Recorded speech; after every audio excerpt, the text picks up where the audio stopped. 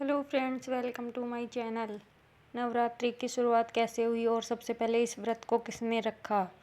नवरात्रि व्रत कथा के अनुसार एक समय बृहस्पति जी ने ब्रह्मा जी के समक्ष चैत्र व आश्विन मास के शुक्ल पक्ष में पड़ने वाले नवरात्र का महत्व जानने की इच्छा जताई। इन्होंने कहा, इस व्रत का क्या फल है, इसे किस प्रकार किया जाता है, सबसे पहले इस व्रत को किसने किया, ये सब विस्तार से कहिए। बृहस्पति जी के प्रश्नों का जवाब देते हुए ब्रह्मा जी ने कहा, हे बृहस्पति, प्राणियों के हित की इच्छा से तुमने बहुत अच्छा प्रश्न किया है।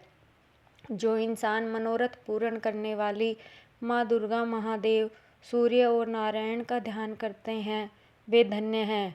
यह नवरात्र व्रत संपूर्ण कामनाओं को पूर्ण करने वाला है।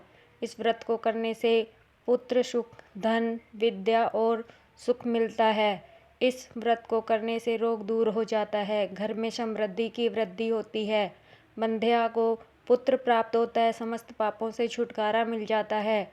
जो मनुष्य इस नवरात्र व्रत को नहीं करता वह अनेक दुखों को भोगता है। यदि व्रत करने वाला मनुष्य सारे दिन का उपवास न कर सके तो एक समय का भोजन करे और 10 दिन तक बांधवों सहित नवरात्र व्रत की कथा का श्रवण करे।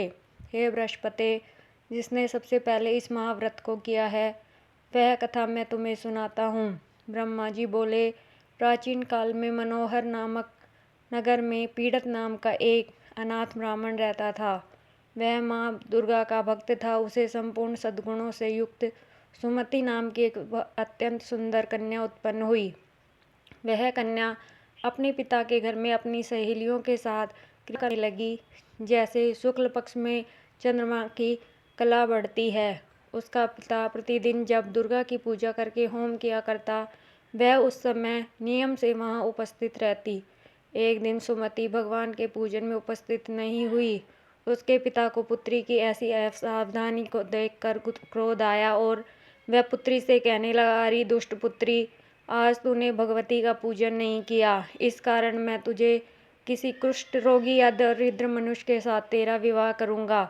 पिता की बात सुनकर सुमति को बड़ा दुख हुआ और वह पिता से कहने लगी, हे पिता, मैं आपकी कन्या हूँ और सब तरह आपके अधीन हूँ। जैसी आपकी इच्छा हो वैसा ही करो। राजा से, चाहे कुष्ठी से, चाहे दरिद्र से, जिसके साथ मेरा विवाह करना चाहो कर दो, पर होगा वही जो मेरे भाग्य में लिखा है। क्योंकि कर्म करना मनुष्य के अधीन है पर फल देना ईश्वर के अधीन है। कन्या के निर्भयता से कहे हुए वचन सुन उस ब्राह्मण को क्रोध हो उठा। अपनी कन्या का विवाह एक कुष्ठी के साथ कर दिया और अत्यंत क्रोधित हो पुत्री से कहने लगा, हे पुत्री, अपने कर्म का फल भोगो। देखे भाग्य के भरोसे रहकर क्या करती हो। पिता के ऐसे कटु वचनों को सुन सुमति मन में विचार करने लगी, अहो मेरा बड़ा दुर्भाग्य है जिससे मुझे ऐसा पति मिला। इस तरह अपने दुख का विचार करती हुई वह कन्या अपने पति के साथ वन में चली गई और डरावने कुशायुक्त उस निर्जन वन में उन्होंने वह रात बड़े कष्ट से व्यतीत की। उस गरीब बालिका की ऐसी दशा देख देवी भगवती ने पूर्व पुण्य के प्रभाव से प्रकट हो सुमति से कहा, हे दीन ब्राह्मणी, मैं तुमसे प्रसन्न हूँ, तुम चाहो सो वरदान मांग सकती हो। भगवती दुर्गा का यह वचन सुन ब्राह्मणी ने कहा, आप कौन हैं, वह सब मुझसे कहो। ब्राह्मणी का ऐसा वचन सुन देवी ने कहा कि मैं आदि शक्ति भगवती हूँ और मैं ही ब्रह्म विद्या व सरस्वती हूँ। प्रसन्न होने पर मैं प्राणियों का दुख दूर कर उनको सुख प्रदान करती हूँ। हे ब्राह्मणी, मैं तुझ पर तेरे पूर्व जन्म के पुण्य के प्रभाव से प्रसन्न हूँ। तुम्हारे पूर्व जन्म का वृत्तांत सुनाती हूँ, सुनो। तुम पूर्व जन्म में निषाद की स्त्री थी और अति पतिव्रता थी। एक दिन तेरे पति निषाद ने चोरी की। चोरी के कारण तुम दोनों को सिपाहियों ने पकड़ लिया और जेल खाने में कैद कर दिया। उन लोगों ने तुमको और तेरे पति को भोजन भी नहीं दिया। इस प्रकार नवरात्र के दिनों में तुमने न तो कुछ खाया और न ही जल पिया। इस प्रकार 9 दिन तक नवरात्र हो गया। हे ब्राह्मणी, उन दिनों में जो व्रत हुआ उस व्रत के प्रभाव से प्रसन्न होकर मैं तुझे मनोवांछित वर देती हूँ। तुम्हारी जो इच्छा हो सो मांगो। इस प्रकार दुर्गा के वचन सुन ब्राह्मणी बोली, अगर आप मुझ पर प्रसन्न हैं तो हे दुर्गे, मैं आपको प्रणाम करती हूँ। कृपा करके मेरे पति का कोढ़ दूर करो। देवी ने कहा, उन दिनों तुमने जो व्रत किया था उस व्रत का एक दिन का पुण्य पति का कोढ़ दूर करने के लिए अर्पित करो। उस पुण्य के प्रभाव से तेरा पति ठीक हो जाएगा। इस प्रकार देवी के वचन सुन वह ब्राह्मणी प्रसन्न हुई और पति को निरोग करने की इच्छा से जब देवी ने तथास्तु ऐसा वचन कहा तब उसके पति का सारा शरीर भगवती दुर्गा की कृपा से कुष्ठ रोग से रहित हो गया। वह ब्राह्मणी पति को देख देवी की स्तुति करने लगी। हे दुर्गे, आप दुर्गति को दूर करने वाली, तीनों लोकों का संताप करने वाली, समस्त दुखों को दूर करने वाली, रोगी मनुष्य को निरोग करने वाली, प्रसन्न हो मनोवांछित वर देने वाली, दुष्टों का नाश करने वाली जगत की माता हो। हे अम्बे, मुझे निरपराध अबला को मेरे पिता ने कुष्ठी मनुष्य के साथ विवाह कर घर से निकाल दिया। पिता से तिरस्कृत निर्जन वन में विचर रही हूँ। आपने मेरा इस विपदा से उद्धार किया है। आपको प्रणाम करती हूँ, मेरी रक्षा करो। उस ब्राह्मणी की ऐसी स्तुति सुन देवी बहुत प्रसन्न हुई और ब्राह्मणी से कहा, हे ब्राह्मणी, तेरे उदालय नामक अति बुद्धिमान, धनवान, कीर्तिवान पुत्र शीघ्र उत्पन्न होगा। ऐसा वर देकर देवी ने ब्राह्मणी से फिर कहा कि और कुछ तेरी इच्छा है वह मांग ले। सुमति ने कहा कि हे भगवती दुर्गे, अगर आप मुझ पर प्रसन्न हैं तो कृपा मुझे नवरात्र व्रत की विधि का विस्तार से वर्णन करें।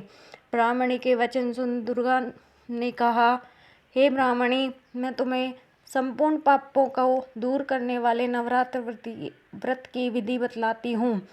चैत्र मास के शुक्ल पक्ष की प्रतिपदा से लेकर 9 दिन तक व्रत करें। यदि दिन भर का व्रत न कर सके तो एक समय का भोजन करें।